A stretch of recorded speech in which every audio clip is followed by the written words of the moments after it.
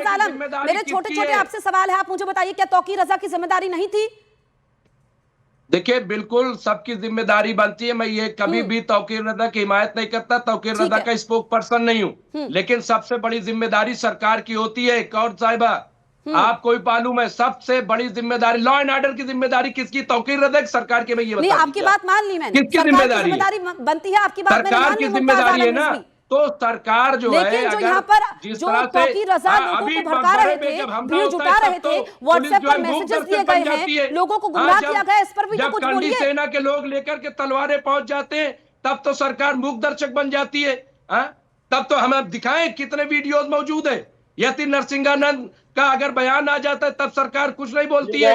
आप सीधे देखिए, यहाँ पर न्यूज़ 18 इंडिया एक जिम्मेदार चैनल है, मैं आपके पास आऊंगी आचार्य विक्रमादित्य। यहाँ पर यही दिक्कत है ना, यही दिक्कत है कि आप डिफेंड करने पर जब आते हैं एक फॉल्स नैरेटिव सेट होता है, लेकिन हम सरकार फिर की जो देश की आवाम है उनको आप लोग गुमराह करते हैं। गलत नैरेटिव यहाँ पर तो कम से कम आप सेट मत करिए। आज भी जुम्मे का दिन है, आज भी जुम्मे का दिन है। रिजवी जी, आप क्या अपील करेंगे? आप क्या अपील करेंगे आज अपने भाई बरेली वासियों से? आज आप क्या अपील करेंगे, बताइए।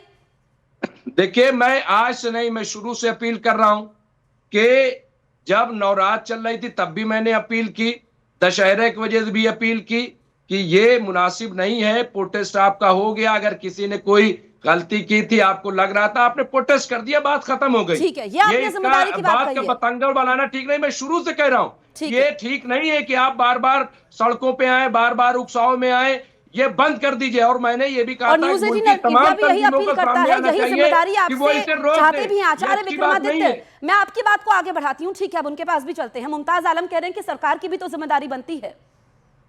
मुझे बताइए, जिनके घरों से बम निकल रहे हैं, कि सरकार उनके घरों के आगे क्या लगाए?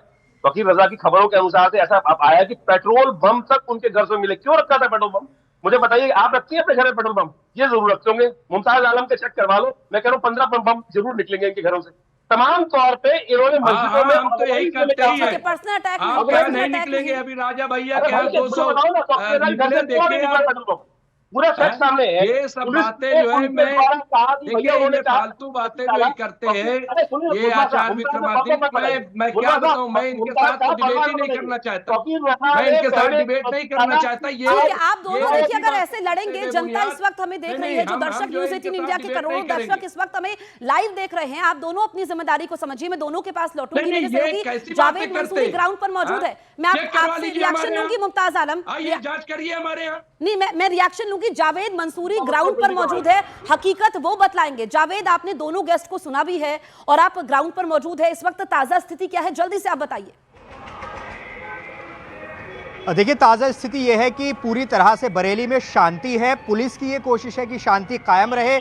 आला हजरत ख़ानदान की तरफ से भी ये अपील बाकायदा कल जारी की गई थी, जिसे मस्जिदों पर चस्पा किया गया है कि जुमे की नमाज अपनी अपनी मस्जिदों में पढ़ें और नमाज पढ़ के सीधे घर जाएं। किसी भी तरह की कोई भीड़ इकट्ठा ना करें, अफवाह ना फैलाएं, उसका हिस्सा ना बने, सोशल मीडिया पर इसको किसी तरह से ना फैलाएं। यही बात कल तौकीर रजा के भाई तौसीफ रजा ने भी कही थी और ये अपील बाकायदा तमाम जितने भी तरफ से जारी की गई थी। तो कोशिश सबसे बड़ी यही है कि जो एक हफ्ते के भीतर हुआ, ये शांति जो स्थापित हुई है, ये इसी तरह से बनी रहे। तो फिलहाल पुलिस प्रशासन एहतियातन तमाम संवेदनशील जगहों पर तैनात है, डिप्लॉयमेंट है और आला हजरत खानदान की तरफ से भी अपील की जा रही है कि किसी भी तरह की शांति व्यवस्था भंग न हो पाए। यही अपील न्यूज़ 18 इंडिया भी करता है। जावेद, आप रहिए हमारे साथ। अब आपको बरेली हिंसा की FIR की कॉपी दिखाते हैं, जिससे साफ मालूम चलता है कि हिंसा की प्लानिंग की गई थी। FIR में खुलासा हुआ है कि हिंसा के समय नबी की गुस्ताखी का हवाला देकर सिर तन से जुदा जैसे नारे लगाए गए। पुलिस ने दर्ज FIR में साफ लिखा कि IMC नेता नदीम और उसके साथियों ने भीड़ को भड़काया। इस बीच तौकीर रजा पर भी आरोप लगे कि उन्होंने अपने समर्थकों से कहा था कि आज हर हाल में माहौल बिगाड़ना है, पुलिस पर भी हमला करना है। नतीजा ये हुआ कि हजारों की भीड़ ने पुलिस पर धारदार हथियार, लाठी डंडों और अवैध बंदूकों से हमला कर दिया।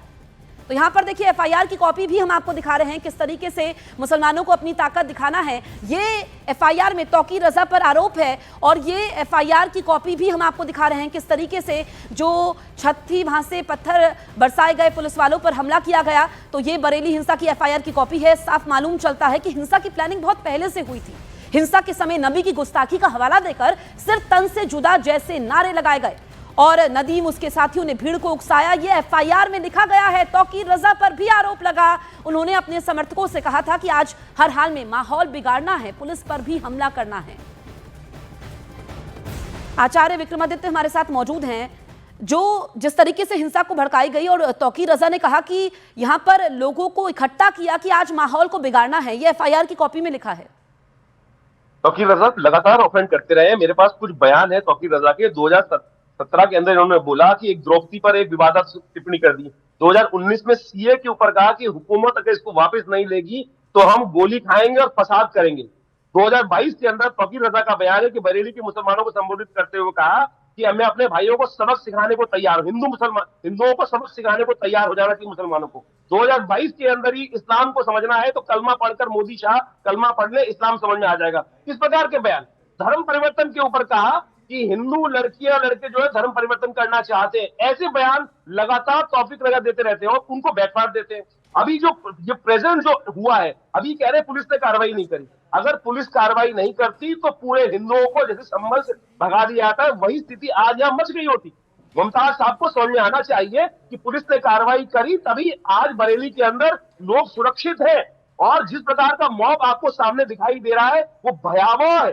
जिस प्रकार से ऑर्गेनाइज वे में एक आवाज पर ये कैसे बन गए इतने 40 साल के अंदर। तौकीर रजा जैसे लोग, मैं कह रहा हूं ये मौलाना नहीं गुंडागिर्दी है।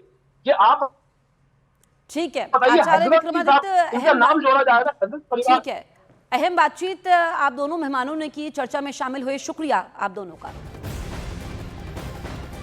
इस बीच आपको बताया यूपी के बरेली में हुई हिंसा मामले में वहां की पुलिस ने आरोपी मौलाना तौकीर रजा की करीबियों पर शिकंजा कसना शुरू कर दिया है। पुलिस ने अब तक 81 आरोपियों को गिरफ्तार किया है। 100 लोगों को हिरासत में लेकर पूछताछ हुई है। इस पूरे मामले में डॉक्टर नफीस की गिरफ्तारी को अहम माना जा रहा है। बताया गया कि उसकी इस हिंसा में अहम भूमिका थी। इस बीच बरेली की सड़कों पर संवेदनशील इलाकों में पुलिस का फ्लैग मार्च। इस मार्च में करीब 800 महिला पुलिस कर्मियों ने हिस्सा लिया। इससे पहले बरेली में हुई हिंसा के मामले में बुलडोजर एक्शन भी हुआ था। मौलाना तौकीर रजा के करीबी के अवैध निर्माण पर नगर निगम का बुलडोजर चल चुका है। बरेली हिंसा को एक हफ्ता बीत चुका है। पिछले जुमे को बरेली में आई लव मोहम्मद पोस्टर विवाद के बाद हिंसा भड़की थी। पुलिस ने हिंसा के आरोप में मौलाना तौकीर रजा समेत 81 आरोपियों को गिरफ्तार किया है। आरोपियों के घरों पर बुलडोजर एक्शन के साथ ही कई प्रॉपर्टी सील की गई। आज फिर जुमे की नमाज है, इस बार कोई गड़बड़ी ना हो इसके लिए पुलिस प्रशासन ने सख्ती से इंतजाम किए हैं। पिछले 2 दिन पुलिस लगातार फ्लैग मार्च कर रही है। पुलिस खास एहतियात इसलिए भी बरत रही है क्योंकि विजयदशमी के अगले दिन हिंदू समाज की तरफ से जुलूस भी निकाला जाता है। इस बीच खानदान ने आला हजरत ने अपील की है कि लोग अपने आसपास की मस्जिदों में ही नमाज पढ़ें, किसी भी तरह की अफवाह का हिस्सा ना बने, ना ही उसे सोशल मीडिया में फैलाएं।